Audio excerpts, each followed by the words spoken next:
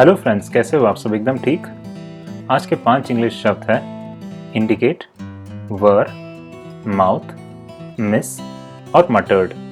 इन 5 English शब्दों के example sentences और लास्ट में एक्सरसाइज भी देखेंगे। तो आइए शुरू करते हैं।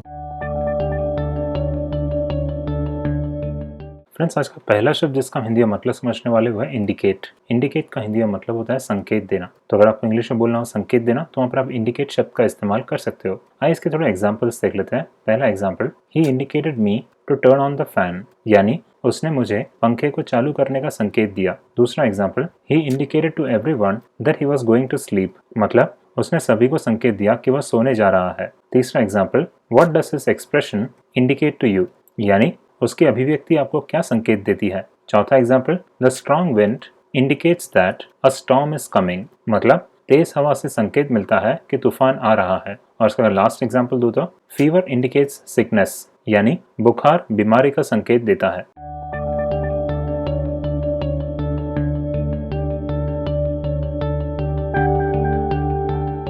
फ्रेंड्स, इंडिकेट शब्द का दूसरा मतलब होता है दर्शाना। तो अगर आपको इंग्लिश में बोलना हो दर्शाना, तो वहां पर भी इंडिकेट शब्द लगता है। इसे दो एग्जाम्पल से समझते हैं। पहला example, the red lines indicate restricted zones, यानी लाल रेखाएं प्रतिबंधित क्षेत्रों को दर्शाती है। दूसरा example, how much temperature is the thermometer indicating, मतलब थर्मोमीटर कितना तापमान दर्शाता है।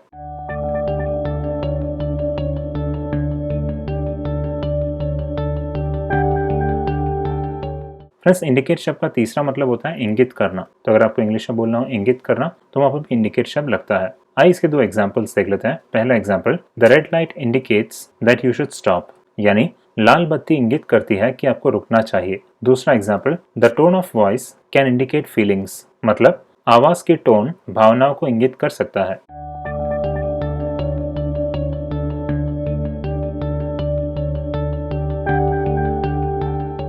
फ्रेंड्स, इंडिकेट शब्द का चौथा मतलब होता है बताना। तो अगर आपको इंग्लिश में बोलना हो बताना, तो वहां पर भी इंडिकेट शब्द लगता है। इसके एग्जांपल्स देख लेते हैं। पहला example, please indicate what action will you take, यानी कृपया बताएं कि आप क्या कार्रवाई करेंगे। दूसरा example, could you indicate who one, मतलब क्या आप बता सकते हैं कि कौन जीता।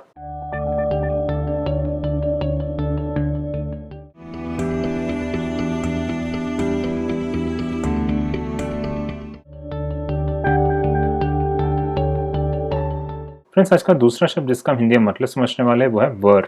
वर हम भूतकाल वाले वाक्य के लिए इस्तेमाल करते हैं। और फ्रेंड्स, इसे दूसरे व्यक्ति एक वचन और तीसरे व्यक्ति बहुवचन के लिए इस्तेमाल करते हैं। अब ये क्या है? पहला व्यक्ति यानी मैं, दूसरा व्यक्ति यानी आप, और तीसरा व्यक्ति यानी जब हम किसी और के बारे में बोल रहे हो। तो यहाँ पर जब दूसरा व्यक्ति एक हो तो उसके साथ वर लगता है, और जब हम तीसरे व्यक्ति के बारे में बोल रहे हो और जब वो एक से ज्यादा हो तो वहां पर भी वर शब्द लगता है। इसे अगर एक शब्द में कहना हो तो वो हो सकता है थे। इसे कुछ एग्जाम्पल से समझते हैं। पहला example, you were telling a lie, यानी तुम झूठ बोल रहे थे। तो ये वाक्य हुआ भूतकाल का। मैं आपसे बात कर रहा हूँ तो आप हुए दूसरे व्यक्ति, और आप सिर्फ एक हो तो इसलिए ये हुआ दूसरा व्यक्ति एक वचन। अगला example, they were going to the gym, मतलब वे जिम जा रहे थे। तो यहाँ पर हम किसके बारे में बोल रहे हैं? हम तीसरे व्यक्ति के बारे में बोल रहे हैं, और वो एक से ज्यादा है इसलिए हमने लगाया दे। तीसरा example, Tom and Mary were going to the market, यानी टॉम और मेरी बाजार जा रहे थे। चौथा example, we were all tired, मतलब हम सब थक चुके थे। और इसका लास्ट एग्जाम्पल दूं तो वेयर वर यू गोइंग, यानी तुम कहाँ जा रहे थे।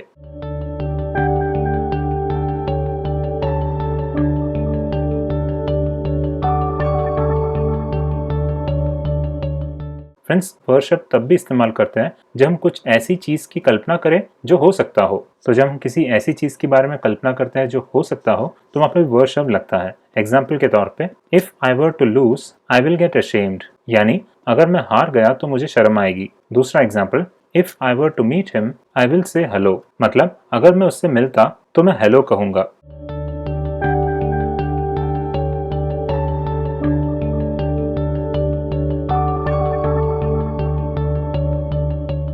फ्रेंड्स, वर शब्द हम तब भी इस्तेमाल करते हैं जब हमें कहना हो होता। एग्जाम्पल के तौर पे, I wish I were rich, यानी काश मैं अमीर होता। दूसरा example, I wish I were a bird, मतलब काश मैं एक पक्षी होता।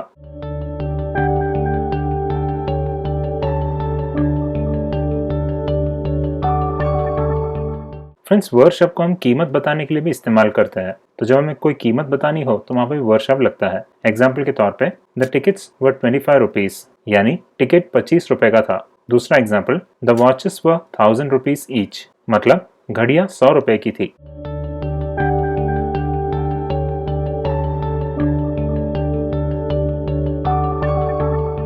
फ्रेंड्स, जब हमें कहना हो गए या गया तो वहां पर भी हम वर शब्द का इस्तेमाल करते हैं। एग्जाम्पल के तौर पे, all our efforts were in vain, यानी हमारे सारे प्रयास व्यर्थ गए। दूसरा example, the prisoners were set free, मतलब कैदियों को आजाद कर दिया गया।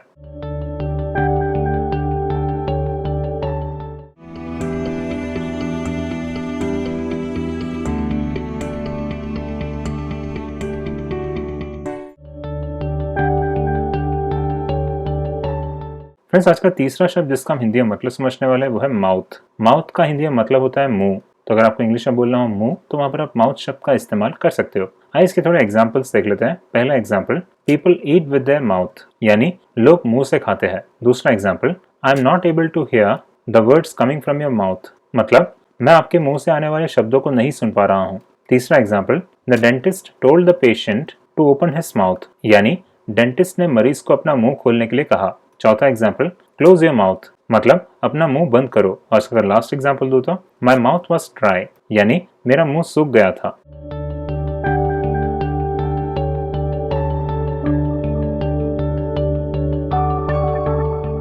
फ्रेंड्स, माउथ शब्द को हम क्रिया के तौर पर भी इस्तेमाल करते हैं और तब उसका मतलब बन जाता है मुंह से लगाना या कह सकते हैं छूना। जब हमें इंग्लिश में बोलना हो मुंह से लगाना या छूना, तो वहां पर भी माउथ शब्द को हम क्रिया के तौर पे यूज कर सकते हैं। एग्जाम्पल के तौर पे, डोंट माउथ इट, यानी उसे मुंह मत लगाओ। दूसरा example, he mouth the chocolate, मतलब उसने चॉकलेट को मुंह से लगाया।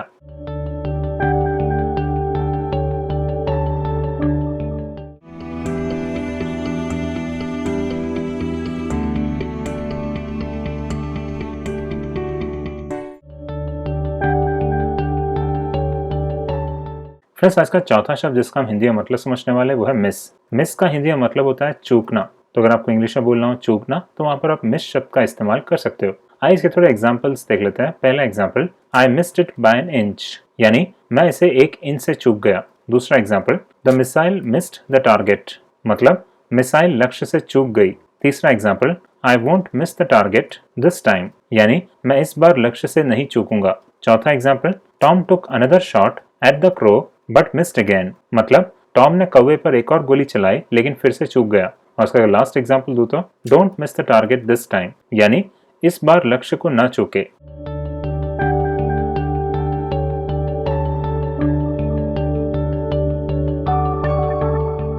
फ्रेंड्स, मिस शब्द का दूसरा मतलब होता है छूट जाना। तो अगर आपको इंग्लिश में बोलना हो छूट जाना, तो वहां पर मिस शब्द लगता है। एग्जाम्पल के तौर पे, आई मिस्ड माई बस, यानी मेरी बस छूट गई। दूसरा example, he may have missed the train, मतलब हो सकता है उसका ट्रेन छूट गया हो।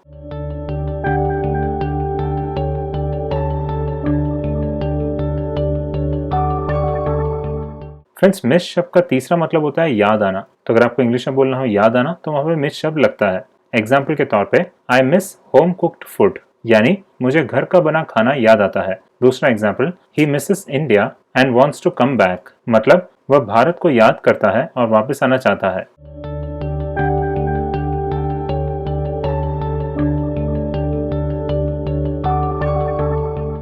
फ्रेंड्स, मिस शब्द का चौथा मतलब होता है बचना।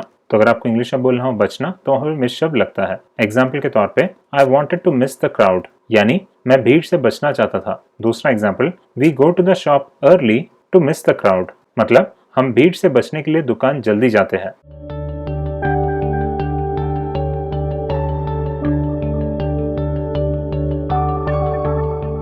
फ्रेंड्स, मिस शब्द को एक अविवाहित लड़की या महिला के नाम के आगे शीर्षक के तौर पे लगाते हैं। एग्जाम्पल के तौर पे, मिस मेरी।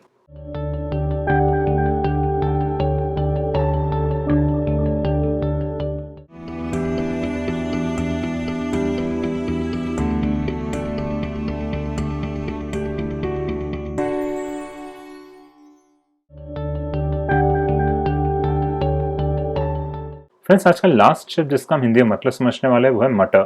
मटर का हिंदी में मतलब होता है धीरे से कहना, या दूसरे शब्दों में कहा जाए तो बड़बड़ाना। तो अगर आपको इंग्लिश में बोलना हो धीरे से कहना या बड़बड़ाना, तो वहां पर आप मटर शब्द का इस्तेमाल कर सकते हो। आइए इसके थोड़े एग्जाम्पल्स देख लेते हैं। पहला एग्जाम्पल, टॉम इज मटरिंग, यानी टॉम बड़बड़ा रहा है। दूसरा example, she is muttering something, मतलब वह कुछ बड़बड़ा रही है। तीसरा एग्जाम्पल, ही मटर्ड इन अ लो वॉइस, यानी उसने धीमी आवाज में बड़बड़ाया। चौथा example, speak loudly without muttering, मतलब बिना बड़बड़ाए जोर से बोलो। और इसका लास्ट एग्जाम्पल दो तो, she is muttering to herself, यानी वो खुद से ही बड़बड़ा रही है।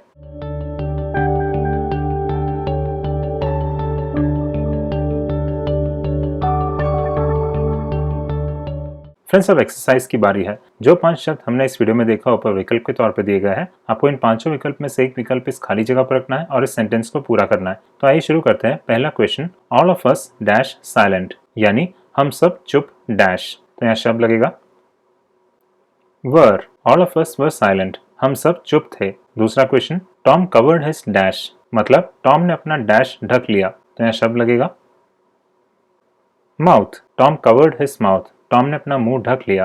तीसरा question, I threw the stone at the hanging mango but I dash, यानी मैंने लटकते आम पर पत्थर फेंका लेकिन मैं डैश गया। तो यहाँ शब्द लगेगा missed, I threw the stone at the hanging mango but I missed, मैंने लटकते आम पर पत्थर फेंका लेकिन मैं चूक गया। अगला क्वेश्चन,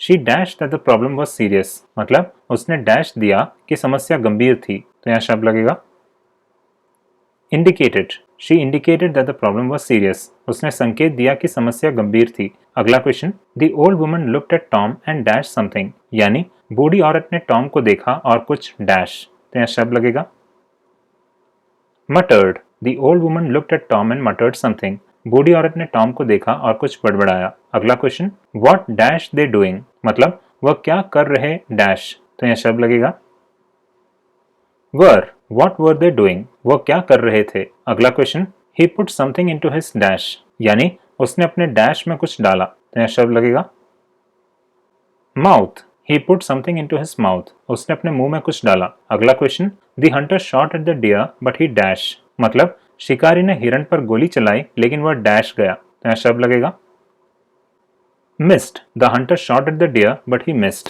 शिकारी ने हिरण पर गोली चलाई लेकिन वह चूक गया। अगला question, he dash something and I couldn't hear it, यानी उसने कुछ डैश और मैंने उसे सुना नहीं। तो यहाँ शब्द लगेगा मटर्ड, ही मटर्ड something and I couldn't hear it, उसने कुछ बड़बड़ाया और मैंने उसे सुना नहीं। और आज का लास्ट क्वेश्चन,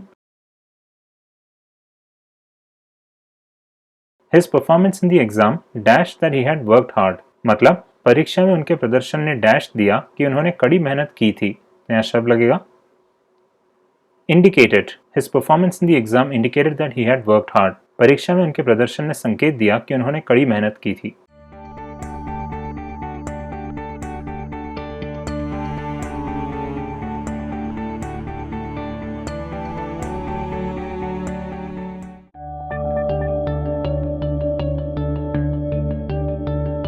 फ्रेंड्स, अगर आप इस लेक्चर के नोट्स खरीदना चाहते हो तो आप इसे मेरे ऑनलाइन स्टोर से खरीद सकते हो। जैसे कि आप देख सकते हो मैंने इसमें नोट्स हिंदी में बनाए हैं। लास्ट में मैंने एक्सरसाइज भी रखा हुआ है और इससे आपको पता चलेगा कि आपको इस लेक्चर से कितना समझ आया। आपको इस नोट्स का लिंक नीचे डिस्क्रिप्शन में मिल जाएगा।